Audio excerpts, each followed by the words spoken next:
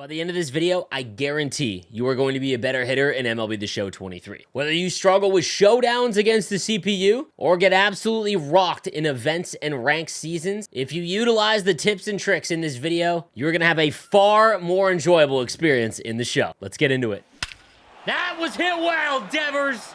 Deep to right! Now, over my course of grinding MLB The Show over the last few years, I've tried to come up with tips that are practical because 99% of the player base isn't going to touch World Series. I feel like hitting is broken down into three things. And again, if you haven't watched my hitting tips video that I went over earlier on in the year, I would definitely recommend watching that afterwards, as it's going to explain some things, some basics that I'm going to talk about in this video. So let's break down the three parts to hitting. Number one is going to be strategy. This is your ability to recognize pitch sequences. What does your opponent do early in the count as opposed to later in the count? When they bring in a reliever, do you know what his pitch mix is? This is the easiest of the three parts to learn because this really will just come from knowledge and playing the game a ton. When you start seeing the same pitcher over and over again in ranked seasons, you're going to know what his pitch mix is and more than likely where players are going to try and put those pitches. So for example, when you go up to the plate in ranked seasons and you see someone with a good sinker, more often than not, he's going to pitch that low inside. So after a few innings of that, if you're elite at strategy,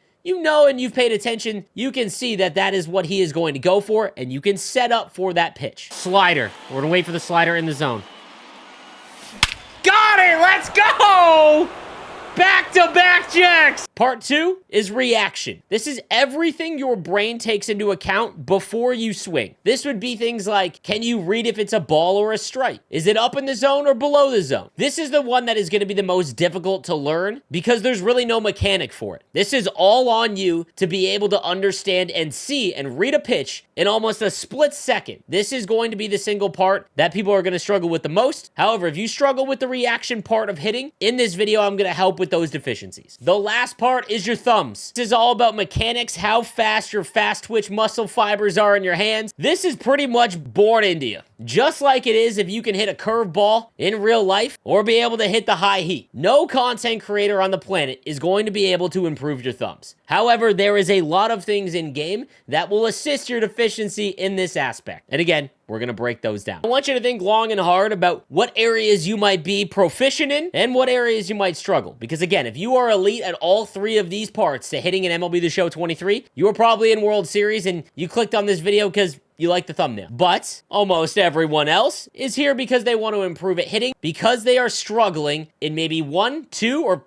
all three of these areas. So now let's go over how to acknowledge and improve each of these areas when it comes to hitting. All right, let's kick things off with strategy. Now, if you struggle with strategy, these are some of the symptoms that you're going to have when it comes to you at the plate. Essentially, you're going to swing at every pitch. You have no strategy or thought process between what you're doing in at bat, and you're completely ignoring the tendencies of your opponent. These are typically newer players that just want to mash dingers, and they've got no patience or idea what implementing a strategy actually looks like. So if that's you, then you probably struggle with the strategy of the game. So like I mentioned, I'm going to give you tips to help correct this online as well as playing offline, but let's start with online. So my basic start to a ranked season game is I will almost always just take as many pitches as I can in the first inning. Whether they're strikes right down the it does not matter. I will sit and watch. My goal is to try and see about 15 pitches. That should be your goal overall and give you a good tendency if you are just free swinging and not taking enough pitches. So 15 should be your goal. And in the first inning,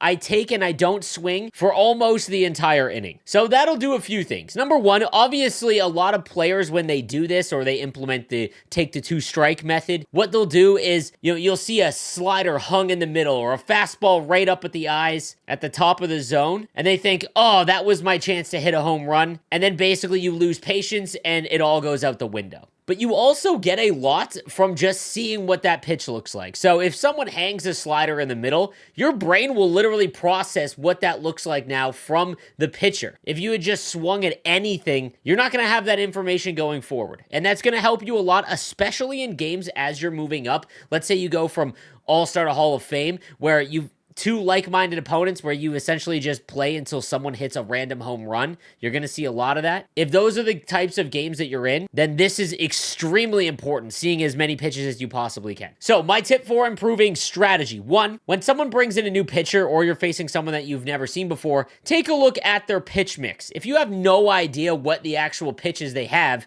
then you're not only guessing where they're going to throw, but you're also guessing what pitch they have. So take 5 seconds, pause the game, take a look at what they have, and then carry on. Next, sit for one single pitch after that first inning. So first inning, you're getting all sorts of information. Do they throw you strikes to start at the at-bat? Do they throw out of the zone on 2 strikes? These are all things that you're going to know a little bit more after just sitting for the first inning. Next up is take a look at some pitches that you know that you can hit. So for example, a fastball up and into the zone is a very common pitch that you are going to see because there is a lot of average players that can't catch up to it. So in issues like this, I know that eventually at some at-bat, again, these are in games where you're only winning 1-0 or it's like less than 2 runs a game, at some point in an inning or an at-bat, you are going to get a fastball up and in. Now, obviously, being able to hit that, you're going to have to practice and play a little bit, go into practice mode, for example. But if you PCI lock up in the top left or top right, depending on the player you have, you can wait and sit for that fastball. Everything else you completely ignore. And once you've seen a fastball up and in enough, then that is going to allow you to pounce right over that pitch when it comes. And again,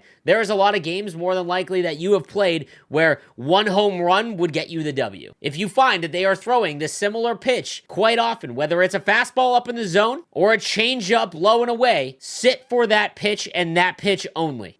Lastly, if you find yourself swinging at everything and you really can't grasp what this player is doing, please utilize the pitching analysis that is in-game. Take a pause, go over to the pitch analysis, choose if it's a righty or a lefty, and see where they are actually pitching you with each of their pitches. If you're sitting fastball up and in, but you look at the pitching analysis and you're in the 5th inning and they haven't thrown you a fastball up and in, then don't sit that pitch. If they are throwing you a sinker in on the hands and it's going for a strike almost every time, then you know that if you sit right there, more than likely at some point in the at-bat, you are going to be able to drill that thing. I think far too often people ignore the information that the game actually gives you, so make sure that you are taking advantage of the pitching analysis when it comes to people that lack strategy.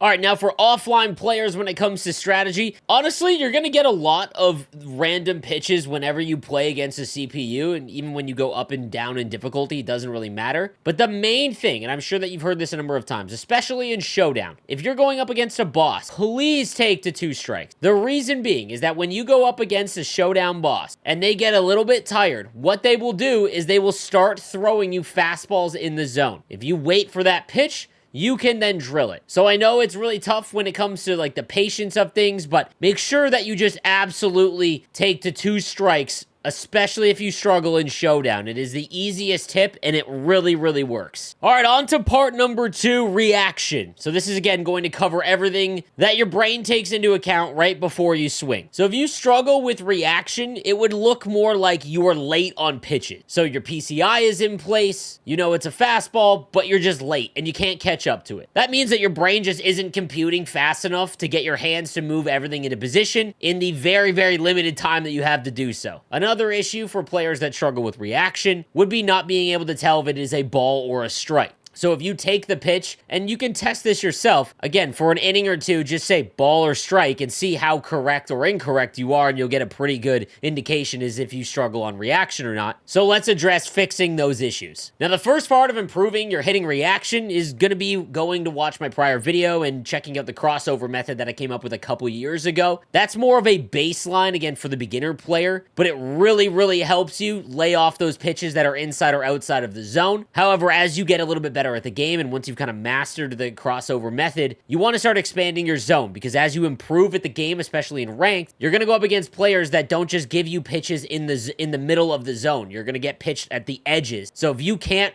figure out if it's a ball or a strike on the edges, that's going to cause you a lot of issues. So again, if you haven't watched that video, I would go back and take a look at how to do the crossover method, because that's really going to help you set a baseline. Now, something I've started doing over the past month or so is taking a look at the pitcher's release point. What you can start doing is ignoring everything else and look right where the pitcher releases the ball. And why that's going to help you improve a little bit is because you are seeing the ball earlier. If you use the crossover method, you are waiting for the ball to kind of cross over in front of the pitcher, or you're just waiting for the ball to come in and you're like, oh, I think this is a strike, which is usually what's going to lead to a really long reaction time. Increasing the amount of time you actually have seeing the ball is definitely going to help. So again, in the first inning, let's say, of a ranked season game, while you're watching and taking pitches, focus where the player releases the ball and stare at it when they're in their windup. Don't try and follow the windup all the way through. After you see a few pitches, you're going to be able to tell where that player releases the ball. So put all of your focus right on it, and that's going to give you a few frames more than what you had prior to be able to figure out where the ball is going to go. Now, this next thing is going to help with an issue that I don't think is talked about enough, and that is when you go to take a swing on some pitches, you feel like you've timed it up right, and the PCI even says that you've got good timing,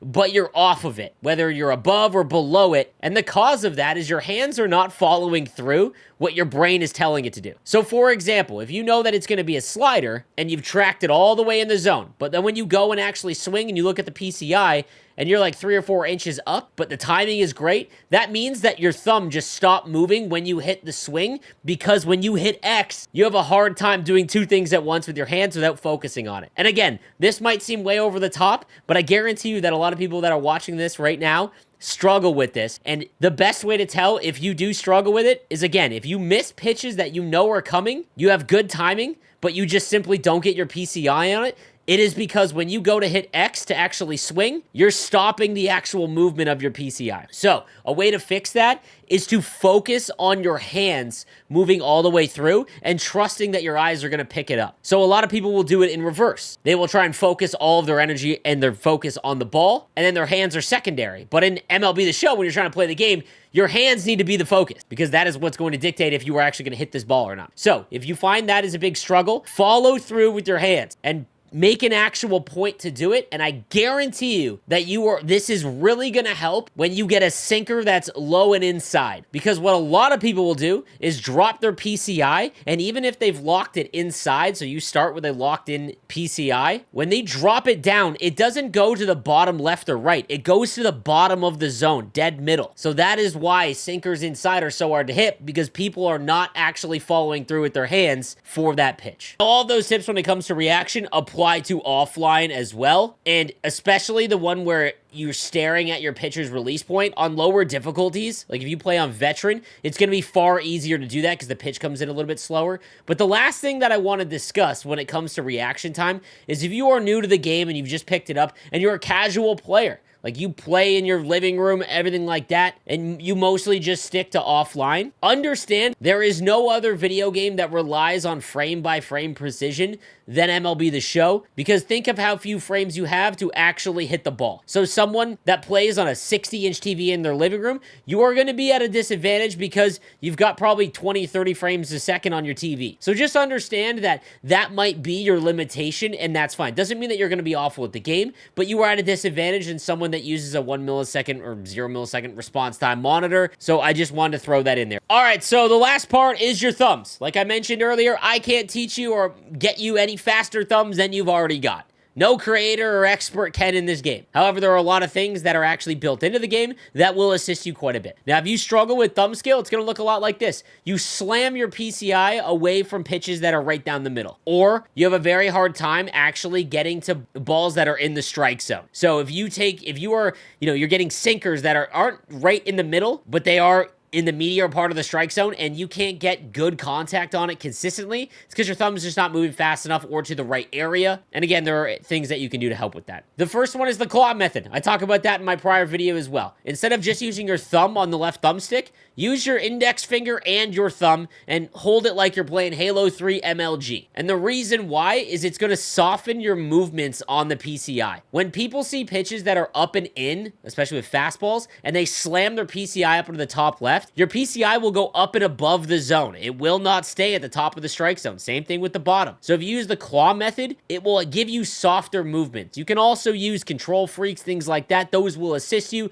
But from all of the people that have watched my prior video, the claw method is like one of the most well-received tips that I've given out. The other biggest thing is the free lock PCI. So if you go into settings and you make sure that you have the ability to lock your PCI in place, not the preset ones, the actual free one, this is going to assist you, especially on those ones that are up and in, or like sinkers low and in. That way you have to move less. So again, if, for example, you want to sit fastball up and in, you can PCI lock way up and in, and that way you don't have to move at all. When you combine that with the claw method, you're going to have a ton more success. Now guys, that is a ton of stuff to go over. And like I mentioned in the intro, more than likely you don't struggle with all three facets of the game, and I hope that all these tips can improve the parts that you do struggle with. I appreciate all the nice feedback and all of the new follows and views on my content for MLB. I'll be sure to continue creating tip videos and other content for MLB The Show. I appreciate it. Thanks for watching. Have a good one.